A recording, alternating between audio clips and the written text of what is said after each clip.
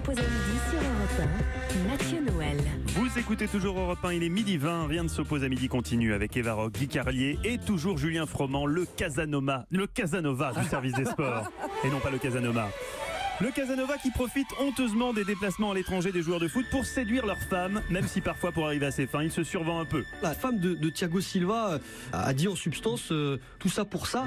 Bon Julien, maintenant on se calme et on écoute un autre grand spécialiste de foot qui lui n'est jamais décevant. Guy Carlier, ce midi vous posez la question de manière un peu cash, à quoi sert Eva Rock? Attention, il ne faut pas me la fâcher, il nous reste 18 émissions Guy. Oui, me faire réduire mon temps pour des conneries pareilles, vraiment. D'abord un petit point mercato pour tous ceux qui s'interrogent, qui m'interrogent. Alors comment ça se passe à Europe? Ça doit être tendu. Oui, c'est vrai, on s'interroge, mais ce n'est pas tendu, car Laurent Guimier, oui là je mets plus les trompettes romaines, à sa demande, il m'a dit je suis quelqu'un de modeste, enlevez les trompettes, gardez juste, béni soit mon nom, bien sûr, derrière, mais pas de chichi entre nous. Donc Laurent Guimier, béni soit son nom, est très souriant, sympa avec tout le monde, n'hésitant pas à détendre l'atmosphère en portant par exemple des chemises ridicules pour nous faire rire. Alors, comment savoir si ce sourire signifie qu'on restera dans la saison prochaine? Bien pour cela, il faut observer le discret rituel qu'il échange avec Guy Birenbaum. Quand Guimier ne souhaite pas conserver un collaborateur l'an prochain, il se retourne vers Birenbaum, le bras droit du patron, on le rappelle. Voilà, et fait discrètement glisser l'ongle de son pouce sur sa pomme d'Adam, ce qui en langage direct signifie « vire-moi ce connard ». Donc, chacun se pose cette question, a-t-il fait glisser l'ongle de son pouce lorsqu'il a croisé Eva Rock? Que nenni! Et c'est bien normal, car Eva Rock est indispensable, et je vais vous le prouver avec l'histoire suivante, qui est arrivée à un ami prénommé Jean. Sa femme ayant passé la journée du mercredi au Disney avec les enfants, en rentrant à Créa, c'est nous dans l'entrée, enfin vous voyez toutes ces conneries. Bref, lui était en PLS sur le canapé du salon, visiblement il avait passé l'après-midi, comme l'attestaient les pots de yop vides et les mélanges de pistaches, amandes et cacahuètes dont les reliefs traînaient sur la moquette. Il ne détourna pas la tête, accaparé qu'il était par le programme que diffusait la télé.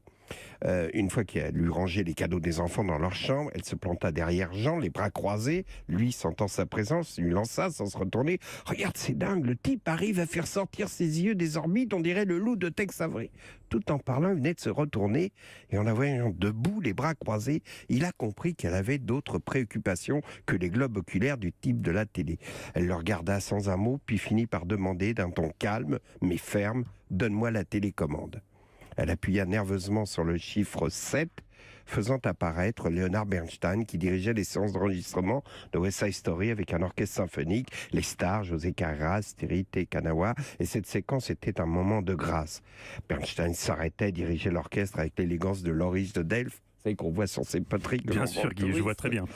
Et on le voyait surtout écoutant le résultat final, bouleversé d'avoir atteint ce niveau de qualité dont il rêvait, tombé en larmes dans les bras de Carreras. Et la fille m'a dit: « Tu te souviens ? Ça, c'était nous, au début. Le jour où tu m'as dit, je t'emmène à la mer, où nous sommes partis en moto dans la nuit, on a roulé, j'étais serré contre toi, je sens encore la chaleur et l'odeur de cuir de ton blouson contre lequel j'étais blotti. Nous sommes arrivés à Étretat pour prendre le petit déjeuner, le jour se levait, c'était un moment de grâce, on s'est serré l'un contre l'autre comme Bernstein a serré Carreras. Et là, tu m'as dit, c'est le début de notre route sublime. Samedi dernier, nous avons regardé côte à côte sur ce canapé 3615 Arthur et Jarry. Je t'ai observé, des poils poussent dans ton nez. Alors tu proposes quoi ?» a-t-il demandé angoissé. « La seule solution pour sauver notre couple, c'est que tu écoutes les conseils télévisés d'Eva Rock. Vous comprenez maintenant pourquoi Laurent Guimier, béni soit son nom, n'a pas passé l'ongle de son pouce sur son cou en regardant Eva. » Oh, bah finalement c'était tout doux. Mais ça. oui, Je il va pensais... pas falloir que je me plante maintenant, alors en fait. attention, la C'est ça pression le est sur vous. problème, hein.